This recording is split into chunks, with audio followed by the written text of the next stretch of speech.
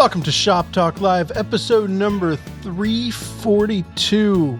Today, Amanda and I ask you to look inside your soul. Look back and find that young woodworker, that beginning woodworker who's overwhelmed but excited, and think about what you want to tell them. Amanda does it, I do it, and we have our friend Bridgid of Dinkle's Woodshop. She joins along, and we have a great discussion of the things that we wish we told our younger woodworking selves. One thing that I would tell a younger woodworking self is take an online course. No, I wouldn't. I don't think that this course is for beginners. I'm going to be honest with you. It's not for beginners, but if you're not a beginner, if you're an intermediate woodworker and you want to dig in and you want to build an awesome tool chest, check out Mike Pekovich's traveling tool chest video on findwoodworking.com/elearning. It's a full class. It's all the information that you need to build one of Mike's most iconic woodworking projects that he's been tweaking and redesigning for years now and constantly making it better. He's probably been doing these for 10 years, and it's a class that sells out all the time and people love it. And we decided to make an e-learning version of it. So head on over to findwoodworking.com/elearning and check that out. I think you're really going to like it. Hey, it's Ben again. Right before we went to publish this, I was sent a coupon code from Sarah in marketing, ToolChest40. ToolChest40 will get you 40% off of Mike's Tool Chest e-learning course. Head on over, check it out. ToolChest40, 40% off. So yeah, on with the show. Here's me, Amanda, and Dinkle. Yeah, I guess we can talk about all the video stuff and then all the early Dinkle lore. Early Dinkle lore? I mean, yeah. Okay, that's where the episode just started, right there. Right. That's the edit spot, Jeff. Okay. That works for me. Yeah. Dinkle lore. I love it. So, all right. So you've been on the show before, though. Yeah, I looked back on YouTube and it was almost 2 years ago. So that was pretty wild. It's been a long journey. Yeah. It was July of 2023. I had just quit my engineering job and I started out as a video editor. So you were editing for us at that point, right? Yeah. You were doing Dan Faya. Yeah, I was doing the Dan Faya video editing, or the Queen Anne Chair video workshop. So yeah, I did that. Yeah. Okay. So for those who don't know, Bridgid has been working on the video workshop, which just came out last Friday, which is on the recording 2 days from now. So Tim Coleman's video workshop on his cabinet on stand, Full Circle is the name of the piece, I believe. And it was recorded, I think we recorded it probably 2 years ago. And so backstory of this project, Mike and I have been for years wanting to record a video series with Tim on him doing a cabinet on stand. And Tim's projects are like, he's not just going to throw something together for a video shoot. It's like just not the way he works. So we kept bugging him. And finally he was like, hey, I'm building a piece for my daughter. And this is pretty much the best chance you have of getting me to build a cabinet on stand on video. It's not for a client, so I'm not like super freaking out about it. And, but then he said, I kind of need to have it done in I think it was like 3 or 4 months. And I was like, oh no, what are you talking about? So I went up there. I would go up for about 3 days every 3 or 4 weeks and film him working on this cabinet on stand. And I think, Bridgid, you would know better than anyone. I think we did a really good job of capturing almost all of it. Mm-hmm. Yeah, it's I mean, like any video workshop, I think it ended up being 16 episodes I think so. or something around there. And yeah, it's the start to finish build of Tim making this cabinet on a stand, Krenov style, tall cabinet on a stand. And he does all this masterful marquetry. He does lumber core, start to finish. He's making his own substrates for the veneer. He really does the whole thing. And I mean, Tim is pretty iconic. So it's really great to get a look into the whole process of him just building this one-off, masterful, beautiful cherry cabinet on a stand. And it's out of this insane curly cherry, this figured cherry that he got from Jerry Osgood. So yeah, how lucky am I as this like amateur woodworker to be able to edit this whole process from start to finish? I'm like taking notes. Well, welcome to my world. Yeah, I mean, Yeah. it's That's always how we all feel. yeah, that's always been the best part of this work is just like being allowed to immerse yourself in it and learn and get paid too. Yeah. Yeah. So you mentioned the wood was from Jerry Osgood's stash, and I don't know if we talked about it in the video, but Tim had barely enough wood. It doesn't show up in the video, but I remember you told me about it where it was like he just got through the end of the build with just enough of that curly cherry because there's no more of it. You can't go out and get more. And if you look, like a lot of the structure in the stand is laminated up between like he needed a 2-inch piece and there was no 2-inch pieces, so it was laminated 3 pieces, but the show face was perfect.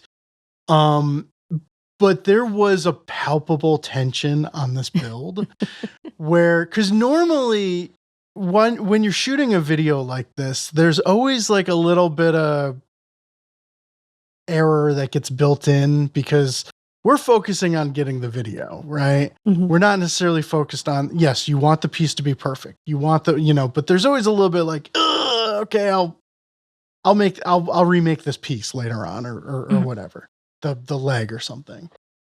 But this was one where it was like every single cut on camera was tension filled because he had no extra. He didn't have enough for an extra leg.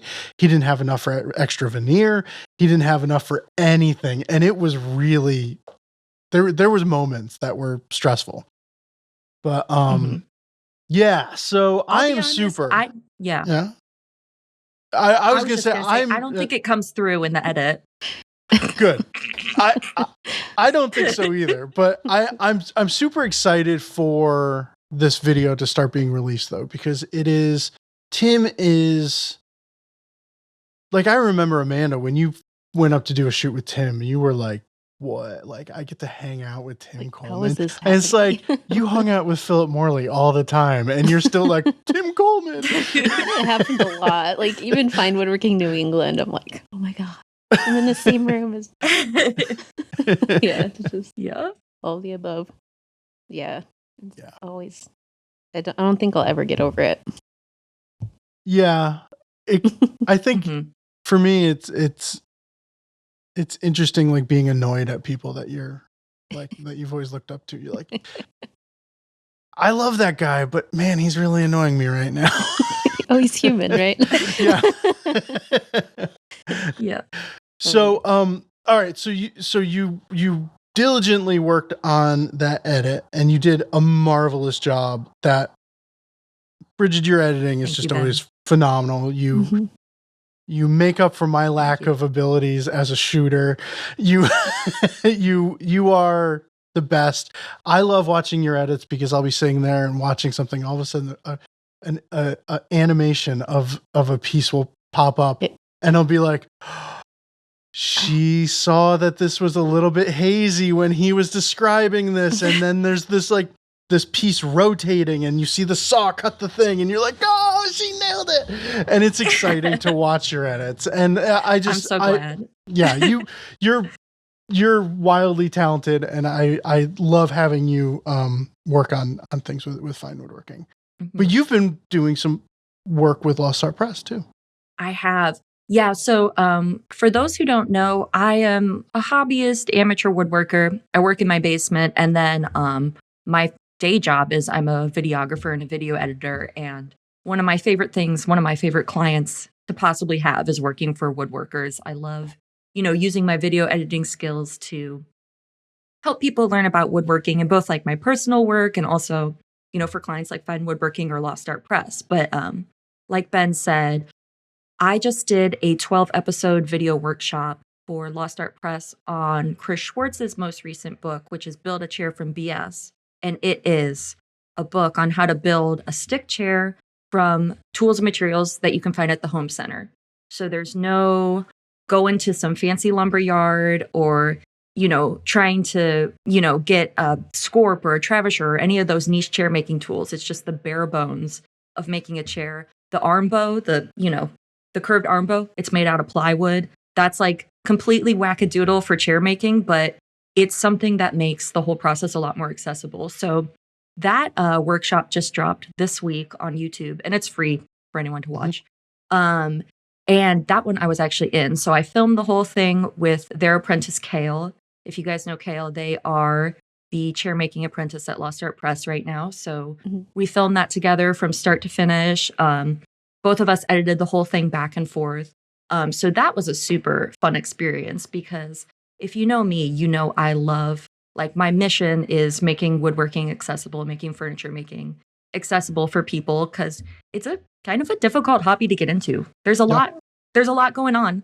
And you can waste a lot of money and you can get yourself in a lot of trouble really quickly. So working on this video workshop for like a Home Depot, basically a Home Depot or a Lowe's chair build was like super special for me. And it's aimed at beginners, but more than anything, I think this that chair, workshop will appeal most to people who are kind of like me, where they have a decent amount of experience in woodworking. Like I started woodworking like 8 years ago, and they maybe have a decent amount of tools, but they've never felt comfortable getting into chair making because that's just a whole nother thing. It's so different to build a chair than it is to build a table or a dresser because this thing has to be ergonomic. It has to. It's like a weird creature. It feels like a totally different world. And I don't know if Amanda, you haven't really gotten into chair making, but I know Ben, you used to do a lot of chair making, and then you kind of diverted from it and went to ukulele town. I live in ukulele town. Yeah. Well, Amanda, you've done chairs with I did a run of chairs with Phil, and I mean, I was a little bit of a part of the prototyping process, but it was a lot of him setting up operations for me. Like he was doing the designing and stuff, and we worked through some steam bending and stuff together. But so a little bit, but yeah, not a stick chair, not the same. Yeah. I've built ladderback or a ladderback chair and some stools and such, but that is the stick chair thing is far more approachable, especially the way that y'all presented it. And I've only watched a few of the clips, but I also enjoyed watching the social media, I'm going to do air quotes, coverage of you two down there making. And it was like all of a sudden when you were down at Lost Art, because you built a stick chair in a class with Chris, right? Yeah. So I did, like, the first one I built was just a standard 7-stick Welsh comb back. Mine was 5 sticks though, because I made a mistake. But so I did like a standard 1 week long class, built a really wackadoodle stick chair. And then I built a second Irish armchair. And then this home center chair build was the third chair I ever built. Did you build a second on your own? No, I built it at Lost Art Press too. So, I built so like half you did, there, half okay. back. So I still had like a lot of help. I've never and now I'm for the first time I'm trying to build chairs completely all alone in my shop. But I haven't completed one start to finish in my home shop. But yeah. I think that, so I took a Boggs chair class, which is a much more intimidating style. And I kind of wish I loved that class. I love the chair. It's one of my favorite pieces. And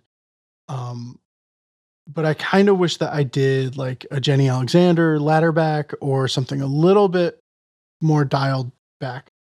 And the Boggs thing is wonderful, but it requires a massive amount of jigs. And I think everybody I took the class with, like if you take a class like that and you can swing it, buy the jig package. Because I was like, oh, I'm going to make the jigs. And I didn't make the jigs. And I never made a second chair. And that's what's really great about what y'all are showing is that it's not like this. You don't have to do like 15 side quests in order to build the project. It's like the project's the build, right? Yeah. There's no jigs in this build. And that's the thing. Like we've all been there. You know, there's a couple different jigs you have to get around for like a Welsh chair or an Irish chair, or like you said, the Boggs chair. And you always think to yourself when you're in the class and you have the teacher rigging everything up for you, you're like, oh, this is so easy. How hard could it be to like do all this when you get home? And then you just never do it. And yeah, been there, done that. So totally understand. But yeah, no jigs in this chair build. So Amanda's just not into it. Yeah. No jigs, no interest, right, Amanda? Actually, I feel like I should stray from that a little bit. It would be therapeutic. The jig lady. Jig life. Yeah. The jig lady. Yeah. You just called her the jig lady. I think, yeah. I'll rock that. Yeah. I'll rock that name.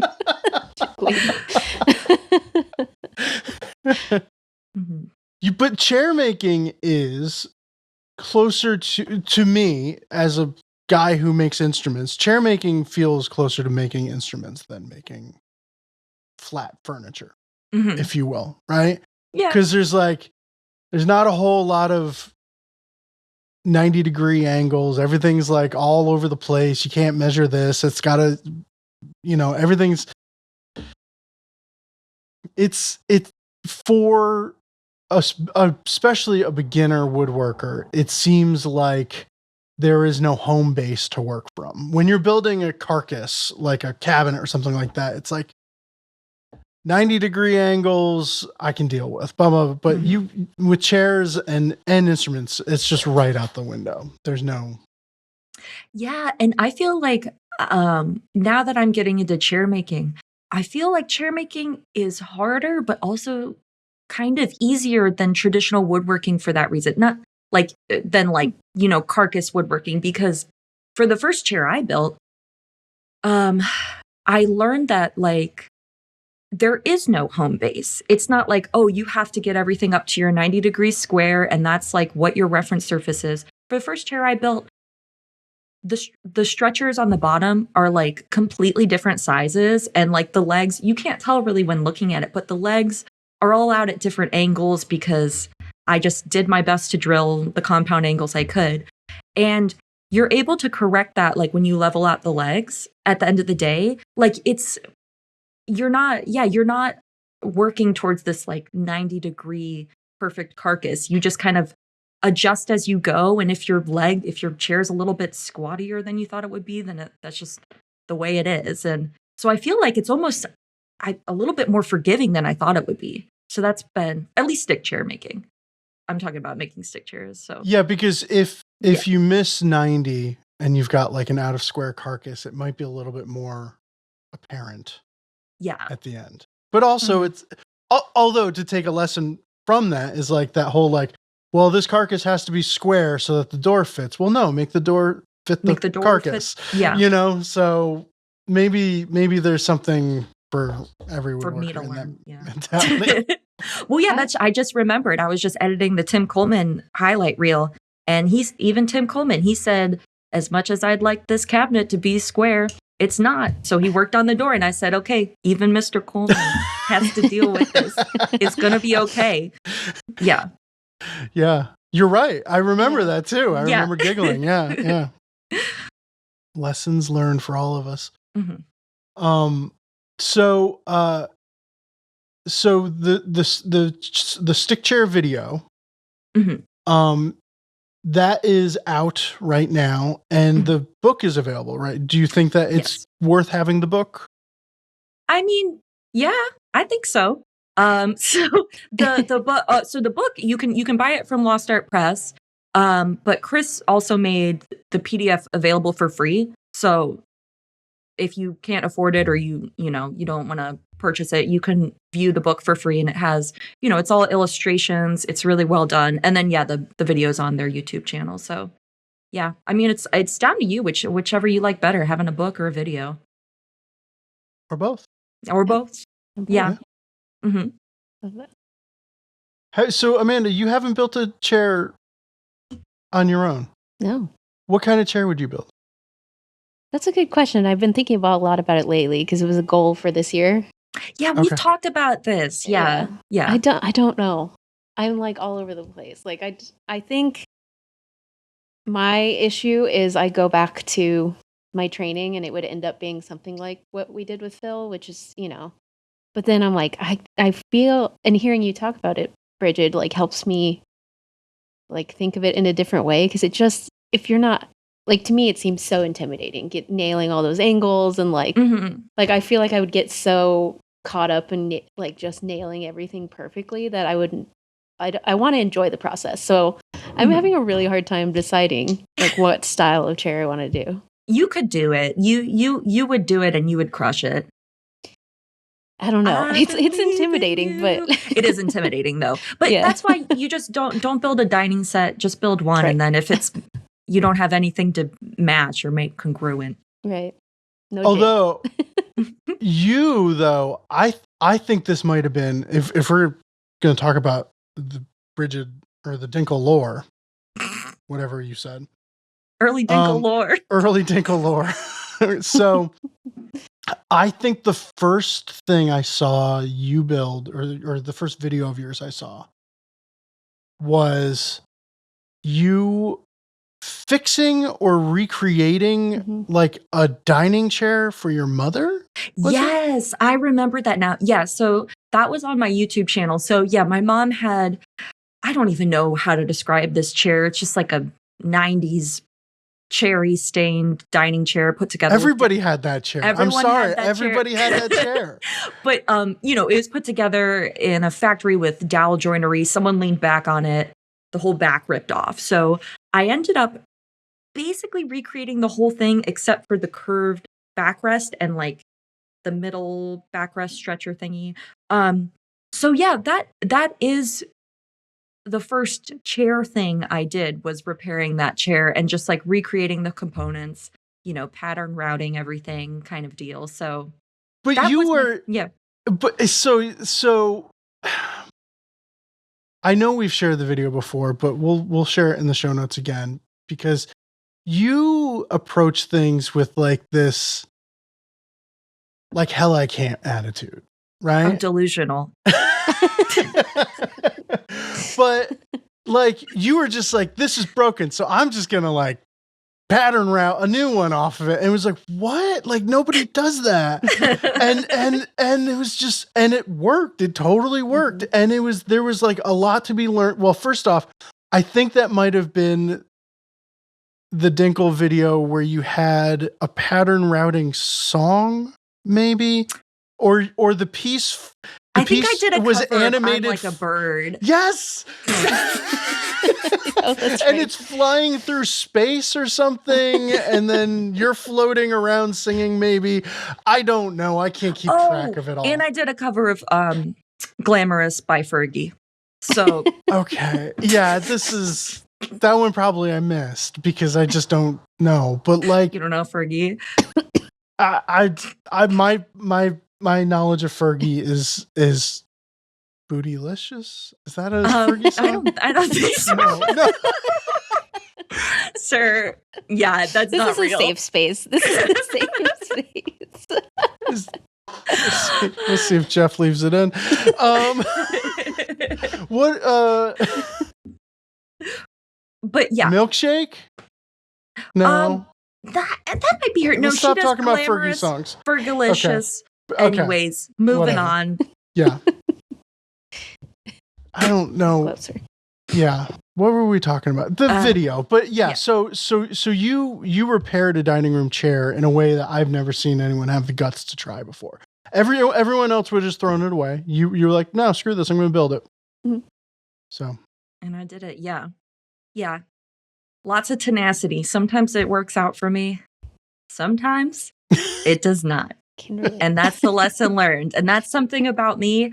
For better or for worse, I am not a perfectionist by any means. And yeah, my mom always says I have the, method of ready, fire, aim. That's kind of how I approach everything in life. And I'm trying to dial that back because it's not necessarily a good idea, but at least I don't get like caught up in my head and, Yeah. So, because I know a lot of people struggle with that. And it's like, yeah, I think everyone's got to balance out some way. I need to like slow down, be a little bit more meticulous. Some people need to like take off the guardrails and just go for it without worrying about it. But yeah, the last month of the Woodworkers Book Club, which I'm a part of, was The Why and How Woodworking by Mike Pekovich. And so I was reading that and I was like, I need to incorporate a lot of these Pekovich vibes into my work, calm, steady. So that's what I'm trying to do now. But yeah, I'll still put a Fergalicious cover in my YouTube videos. We're not changing that. Don't ever. Well, believe it or not, that. Pekovich is arguing for us to put Fergalicious covers in all of our videos. Oh my gosh! So, yeah. All right. So when we start talking about this episode, though, Amanda and we share that passion, which you talked about, is making woodworking as approachable as we can. Mm-hmm. And we thought it would be interesting to like do one of those thought experiments of like what would you go back and tell your past woodworking self when you were first starting?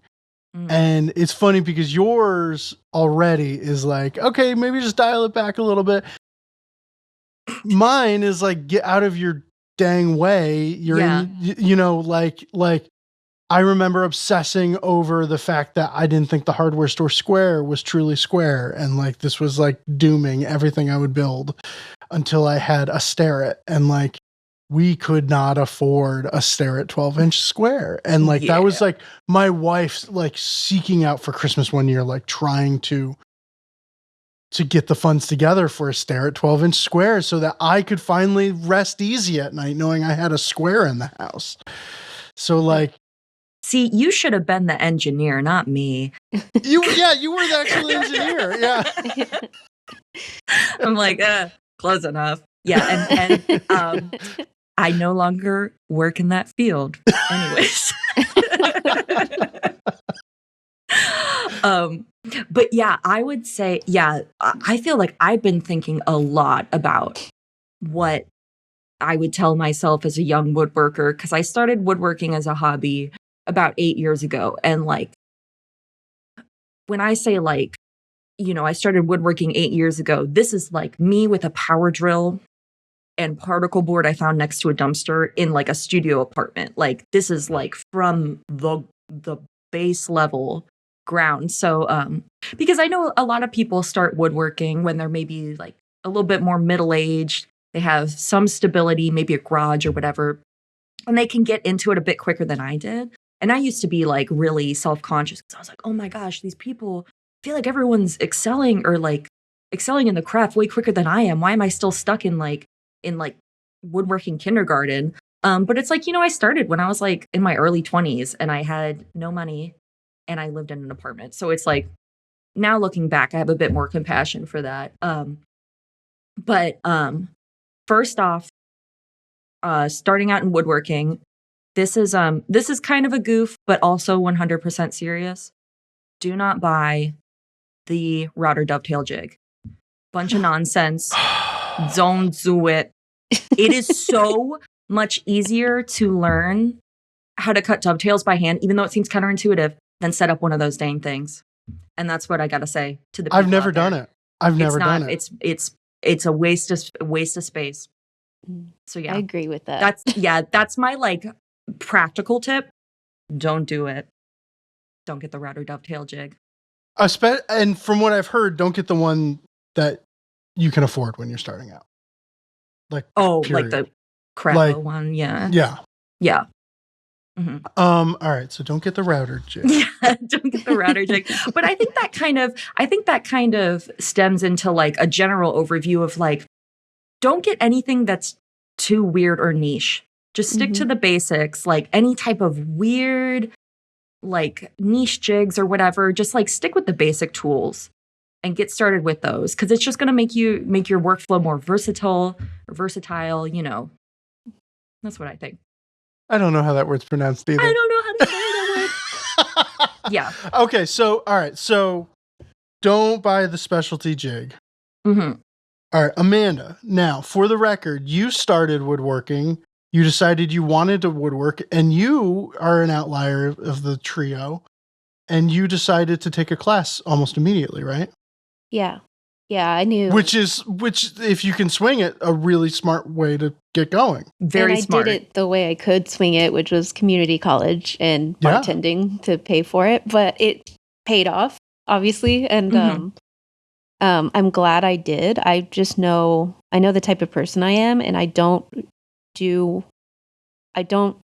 retain information unless I see it hands-on and I'm actually engaging with it.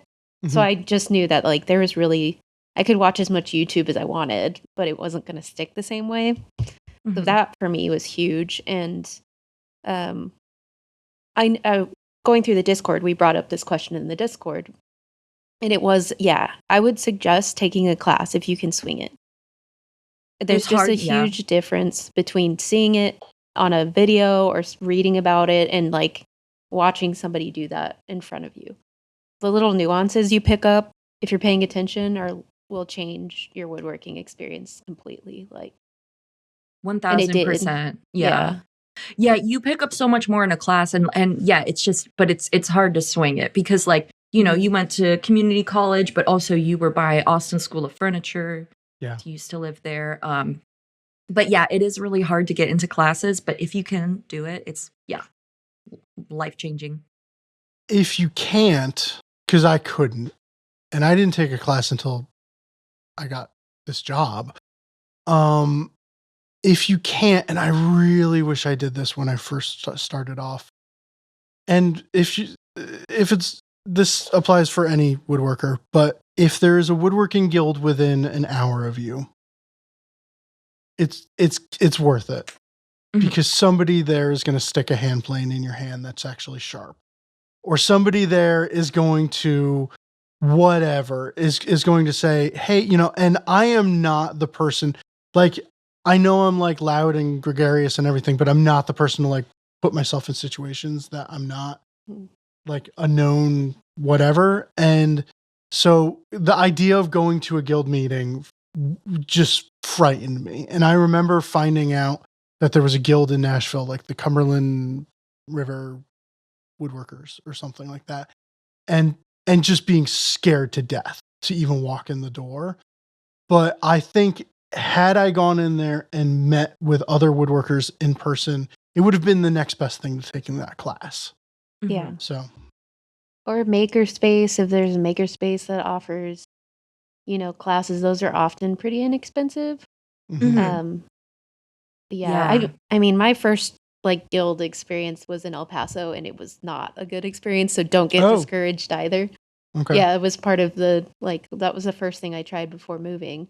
And it was just, nobody was going to show me anything. So I was kind of like, okay, well. Oh, no. But there, you know, don't get discouraged by that. Because there are people, some form of people at least trying to learn that or putting something together, I've found.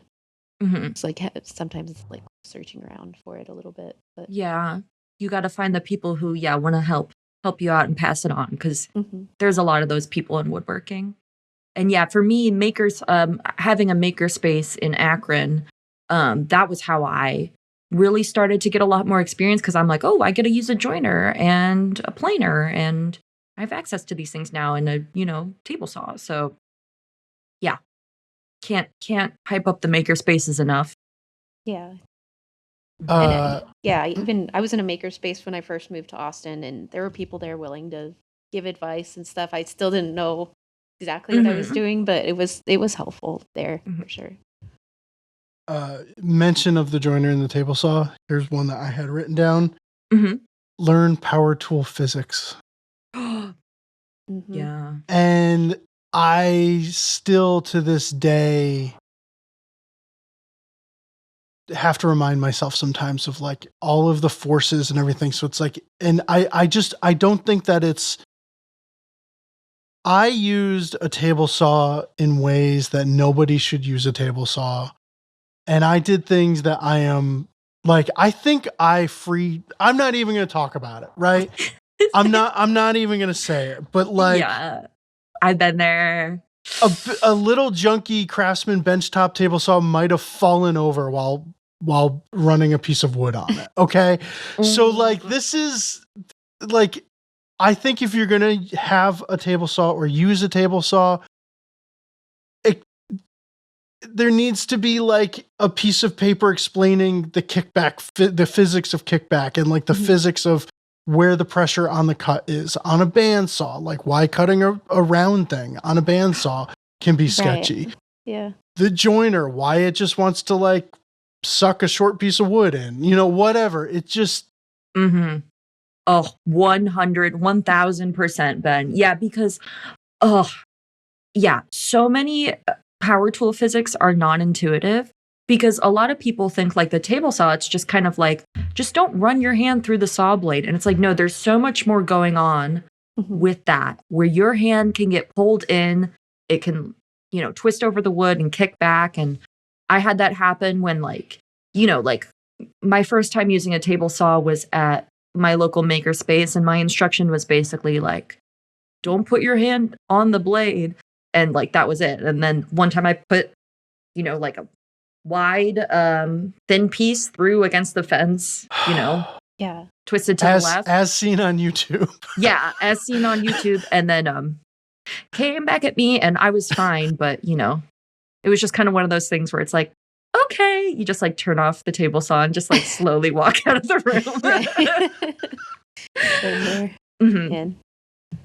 Yeah.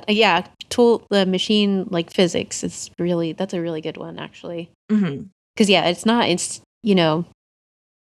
when teaching a beginner class, part of the milling is like, or a huge part of the milling is like what can happen, what the machine's actually doing, and like stopping and showing them this is the way the blade's oriented, this is the way it's rotating. This is going to give you resistance here, or like you're saying, downward on a bandsaw, and like, yeah, that makes a huge difference. It's really good. Yeah. And with routers too, routers can go crazy so quickly. Be careful, people. Yeah. So I'm always trying to spread that information. And that's, it's like, it's just really important to be super clear about the dangers of these tools, the physics, the rotation, direction. That's everything. Yeah. I think that's where I'm like a bird cover with a piece of wood flying through was you explaining the physics of router tables and climb cuts. Yeah. That's exactly it. Yeah. So check it out, people. But yeah, also, in terms of like starting out in woodworking, what I would say to myself, I feel like I don't have too many regrets, because it's kind of one of those things where it's like, what happened needed to happen, and it happened. And that was the journey you were on. And regardless. that was my journey. But something a lot of people say is like the slow way is like the shortcut, or the slow way is the fast way. Trying to take shortcuts, just and something I've tried to implement in my shop is like, if I'm getting in the shop and I can feel like my blood pressure is elevated and I'm kind of like dehydrated and I'm rushing around and I'm scrambling, it's like, girl, stop. This is like not the way to work. You are like going to lose your mind if you continue. Like if you try to work in this stressed out state, or you're trying to do more than you can, it's the slow way is the fast way. No shortcuts, no free lunch. Yeah, that's a really good point. I had when I was first working for Phil, I was just having like this bad day. Like I don't remember what was going on, but I was doing like pattern routing, and it's a tiny little like spiral upcut bit, but it's just one of those things you have to like commit, like plunge in the cut. You can't be hesitate at all. And it kept jumping around, and it was just like, this isn't happening today. Like, it's just not worth it. He's like, I know you're just, it's not a big deal. Just go home or let's work on something easy. But yeah, emotions and even physically feeling bad while working is not going to be fun or potentially dangerous. But yeah. Something you just said made me think of one though that I still have to tell myself, and it's like the whole commit. So with pattern routing, commit to cutting really dang close to the line on the bandsaw. Like, stop leaving room that you just have to cut away with a router bit. Like, now, if I've drawn the line, I know the line is where it's supposed to be, whatever, I will cut right as close to the line as I possibly can, and then have barely anything to pattern route away. Back in the day, I'd leave a solid half of an inch because I was so scared. And like, was that going to get any easier at the router table? No. It'll be so bad. Yeah. It's just like, commit, like you're doing the thing, saw off everything that you need to saw off at the easy to use tool that isn't going to throw the piece across the room and into space and make Dinkle sing, So, yes. Another thing too, like, I wish I had, if I could go back, done more of, is designing before, like, for those discouraged because they can't get their hands on tools yet, like, designing furniture before I understood even joinery, I think was really beneficial because it became this thing where I'm not, and I still hesitate now. I've grown a bit over the past couple years, but I got in this, as soon as I learned like about dovetails and a proper mortise and tenon, it influenced my design so much where Phil would tell me, he's like, just draw it. You'll figure it out later. And you do. And it makes you a better woodworker because you're like, okay, well now this is a problem I need to solve. But if you can't get access to a makerspace or tools, like, don't let that limit you from designing and thinking of pieces. Like, I have stuff I drew 5-6 years ago that I'm like, oh yeah, like I could do that now. Like, I have the skill set to do that now. But I think, sometimes we restrict ourselves in the way we approach woodworking because we only have a certain amount of skills or a certain set of tools.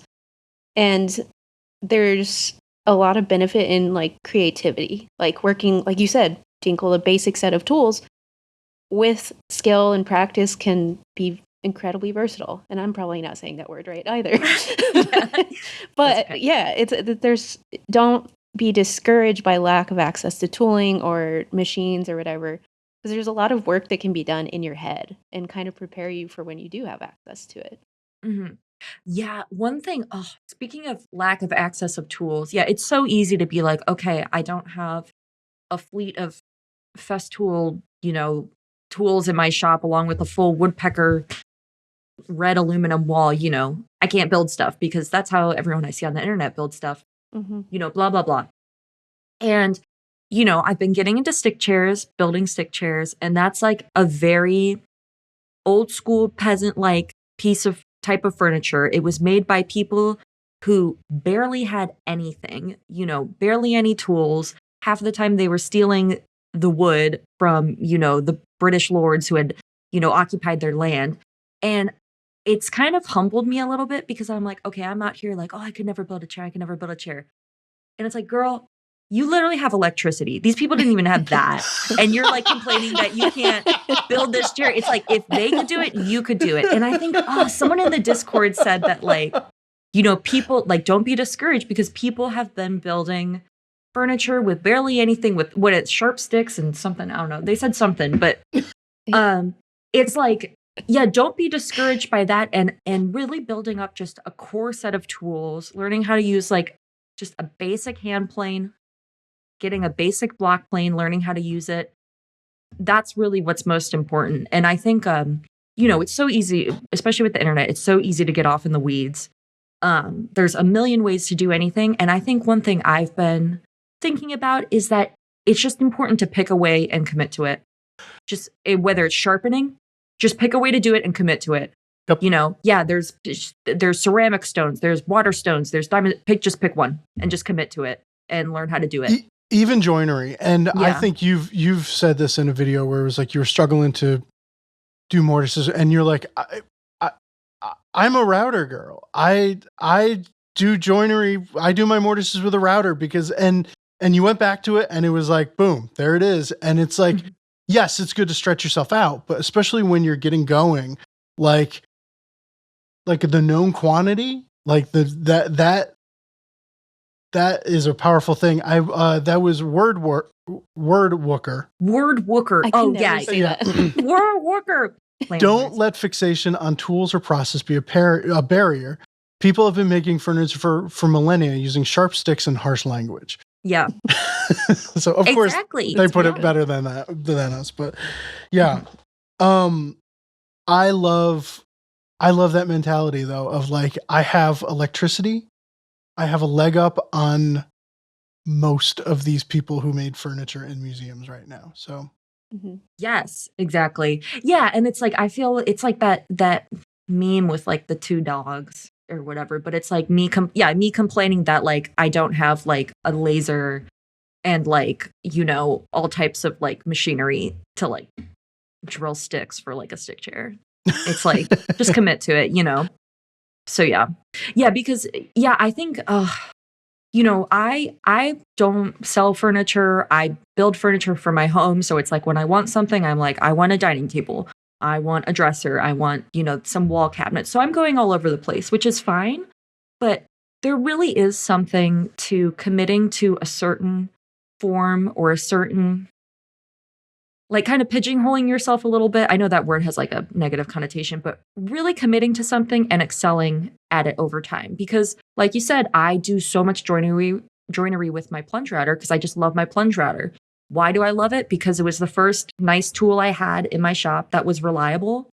And so I grew up with it, and that's just what I use for everything. And that's the only reason why I do that. It's not for really any other reason. So yeah, there is, simplicity and commitment, I think, is really the key to a lot of success in woodworking as a hobbyist. So I had one written down that is going to, I think, define the type of woodworker Amanda is versus the type of woodworker I am.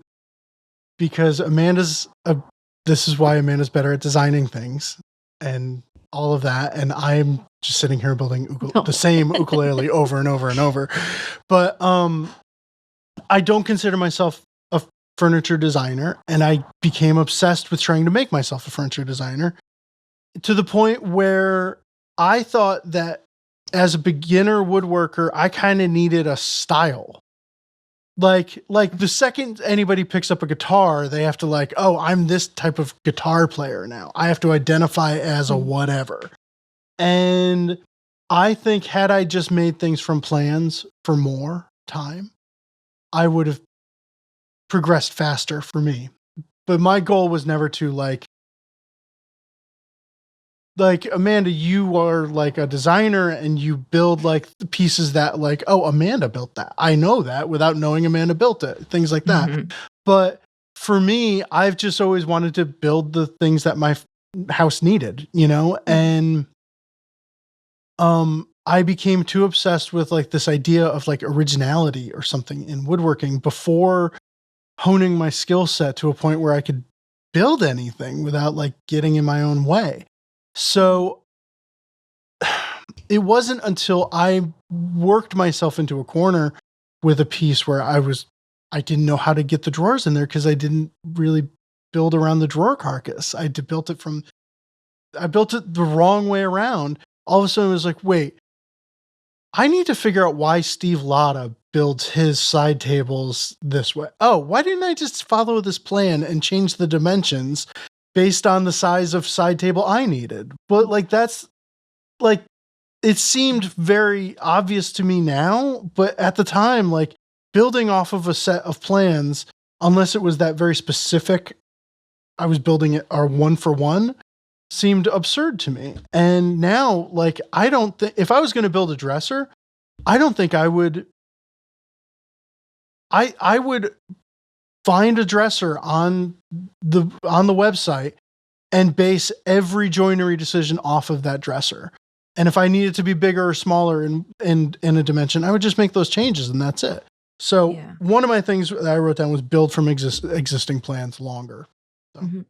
I feel you so much on that, Ben, because I did the exact same thing where it's like, as a young woodworker, and even now I'm like, I gotta find my artistic style and whatever. And it's like, that's a really hard thing to develop. To be someone, like Pekovich or, Phil Morley, where it's like, oh, you look at it and you're like, oh, that's one of their pieces. And okay. I think I have for a long time had this weird individuality complex where I'm like, if it's not 1000% me, then I'm a fraud and I'm a fake artist, and it's like, girl, it's not that serious. Like you can only reinvent the wheel so many times. You're not going to create a new spin on the mortise and tenon, so yeah, it's like, fine, are you drawn to, shaker style of furniture? Yeah, go on the website, find a plan and build from that, because, building a shaker dresser or something like that is hard enough without you trying to put your whole unique spin on it. Yeah. I everything has to be an original thought from my artistic being. Yeah. And sorry, it just wasn't there. It's not, we're all constantly reinventing stuff. Mm-hmm. And I used to get hung up on that too. It's just like, I need this to be. And Phil and I are the same person. And I don't know how beneficial it was, but we would how can I make this? And it's not a conscious, how can I make this more complicated? In his mind, he's going to level stuff up. And I got in that habit. I think the first time I was on the podcast here, I talked about that, how I knew mentally I had to kind of dial it back a little. And someday I'll do lumber core just cause, but right now, it's okay to just use MDF. Veneer, commercial veneer. It's okay. I can deal with that. And I'm talking in a circle, but it's I kind of had to learn to dial back that, because I was like, I'm just never going to build anything if I keep doing this. It's more important to just do it, whatever level you're at. Yeah. Because, so much, as you just do the repetition and you build more stuff, as you get through the quantity of stuff, that's when you'll start, getting your own unique style, and you'll be able to put a bit of flair on things. But just right out of the gate and just oh, I have to revolutionize woodworking and it's going to be me and I got to do that's not going to happen. It's too big of an ask. It's getting it done is better than having something that's perfect, because you'll just if you try to, do that, you're just going to stall completely. Well, and it's the reps matter, and I have taken to this mentality that the mistakes are there for me to make. I have to make them. I'm going to make them. Yes. Yeah. So it's when I come across them, it's I have a little mental checkbox of oh, okay, that one's gone now. If I do it again, then it's on me, but just this morning I was doing something. I snuck out to here before coming here, but I came out 20 minutes early and I was just fiddling around and I took a spoke shaving in the wrong direction and had some massive tear out in a spot where I couldn't really afford it. And it was okay, that's the way this thing is. Is there a way to work around it? And I just kind of walked away from it. And yes, maybe a little bit before this podcast, I kind of fixed it during work hours. But I would freak out and call myself dumb and walk away and think I'll never be. And yes, I absolutely have those moments. I've walked inside dejected and Katie said, "What's wrong?" I said, "I'm never going to build to the level I want to build." And that's the way I felt at the moment. And that's okay. I don't feel that way most of the time. Been there. And that's part of the process. But like these mistakes are there for the taking. You're going to have them. Don't freak out. I've seen Tim Coleman screw up. I've seen Tim Rousseau screw up. I've seen Mike Pekovich. I said that weird. Mike Pekovich screw up. I've seen all of the greats screw up, right? And there's no difference between their screw ups and my screw ups. Except they know how to deal with them. Yeah. So. Absolutely. Yeah, like you said, the reps matter. And yeah.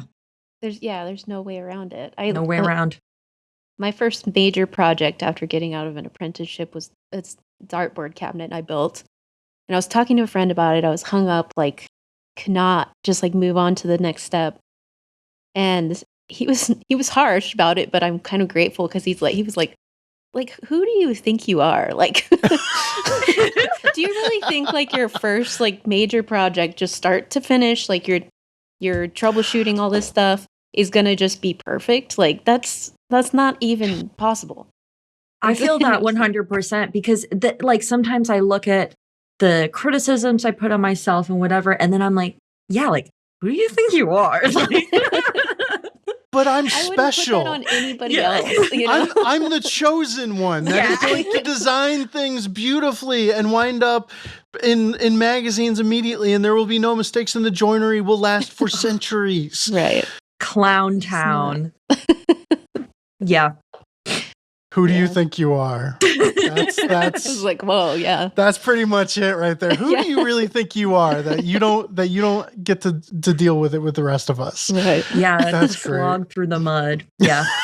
100%. Cuz yeah, I one of my first major projects in this shop, like I know you guys have seen it on Instagram, followed along with it. I was making a twin bed frame and I was like, this is going to be the one. And I put so much emotional weight on this bed frame and it's halfway done in the other room. I had to put it down. I was like, I have to, I texted my sister-in-law and I was like, I have to stop working on this indefinitely. I may never pick it up again because of my mental health. And she was like, that's fine. I totally get it. And I was like, because my progress just stalled completely because I was like, this is going to be the best piece ever and it's going to have the perfect joinery and it's going to be my style. And you can't do that all in one project. I would have been better off if I had just, not tried to make the whole thing out of solid cherry, and two, and I don't know. There's a lot I could say about that project, but it's like, yeah, it would have been better for me to not put so much emotional weight on it, And there's something to be learned from even incomplete projects. Like, oh yeah, I write out whole lists of every step ahead of time now. And like some of that, I'm like, I know how to do this, but there's like a physical thing that I go through where I'm like this piece, I've spent this much time on it and it's still not even close. And then I look at it and I'm like going through the checklist. And I'm like, well, I did this and I did this right. And I did this right. And yeah, I messed up here, but I can fix that. Mm-hmm. And then that's the next thing. So like you leave the shop feeling like there's a win, even though it's still this like unfinished thing in your face. And like it's allowed me to like remove myself. I just did another wall cabinet recently. It was like entirely different experience because I did this checklist and I was like, oh yeah, like I have this much left, but maybe today I come in and I do this thing. I'm not feeling super hot, so I'll stay off the machines and I'll just do this one thing. And you still leave like, okay, I did that. And it's not perfect, but I did it. That's very smart, creating a checklist. Because I feel like furniture looks worse before it looks better. Like, you know what I mean? Like halfway through, it's just like, I don't know. I sometimes don't get the vision of the final product. So for me, it's like that physical checklist kind of takes the place of what it actually looks like. Mm-hmm. Yeah. It gives you like a realistic timeline instead of just, entering this like foggy space in your head where you're kind of like, I think I am like this far through and I have to, I guess, make the drawer fronts or whatever, blah, blah, blah. Yeah. Okay. So maybe I should try implementing that in my shop. I mean, so it makes sense that you make a checklist. that's another little piece of the puzzle there. Yeah. I have only made checklists for ukuleles because I'm building them over and over and over. But like just this morning, I was looking at my checklist. I was like, oh no, I'm almost done. And it was like, I didn't realize it until like, it was like, there's like only one page left on this checklist of stuff to do. Yeah. And it was a little, but it's a little frightening too. Cause then it's like, oh, then you're done. Yeah. I love that part. Cause I'm like, I love milling. So I'm like, I get to mill more. Girl, you and the milling. Something wrong with you. You need to come to my house and just work through all my rough cherry. I get to be on a bandsaw all day. I love it. Yeah. This is, okay. I'm glad you're that way. Sick in the head, yeah. Whatever makes you happy, Amanda. Yeah. All right, I want to scroll through the Discord because there's some really good answers in here. Mm-hmm. Before we film this episode, I just posted, what advice would you give your woodworking self X number of years ago when you started? And I'm going to miss some of these. I apologize, Discord folks, but George said no tool can replace practice. This is a big one for me. John, speed comes with practice, rhythm, and efficiency together, not rushing. Lots of great things from Melda of Ms. Lots of great things can be taught from YouTube University, but it's hard to replace the value of an actual class. If you have the resources or time, they're invaluable. Let's see. From Matcha, cheap machines, if they're safe, are great. Get that home center table saw and don't worry about its accuracy. If you're really going to go for well-made things, you'll be using hand tools anyways. Oh, a little bit of debate there for me, but I like the mentality. From John, do a little every day, sketch furniture for 10 minutes, practice cutting or chopping to a line, but don't be afraid to dig into a project even if it's just little by little. It'll eventually come together. Gani Medazaret, 95% of mistakes are fixable. Don't go into meltdown mode. Yep. Don't let that's word wookers that we got.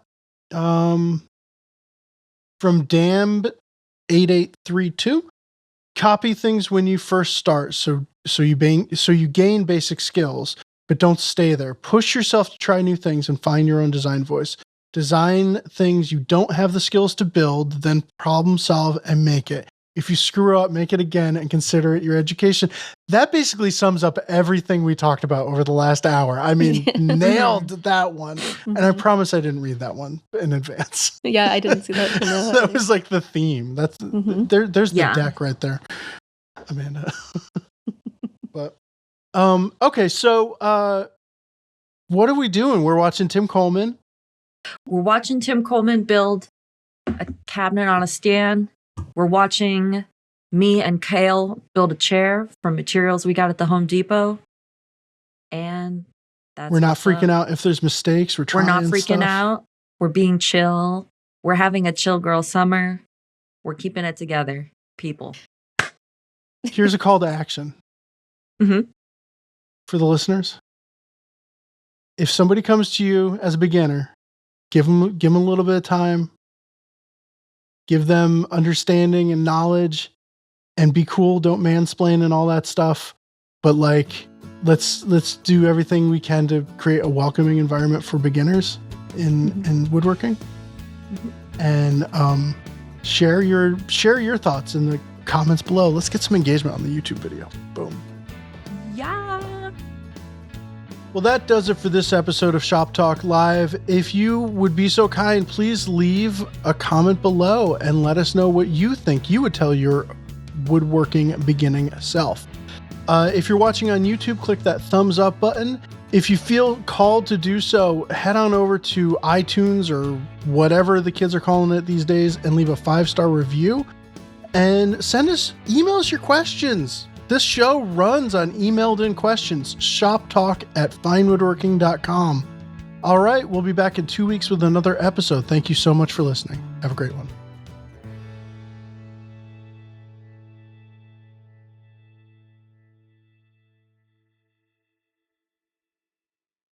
I just talked myself out of having a piece of cannoli cake. Oh my gosh, that sounds good.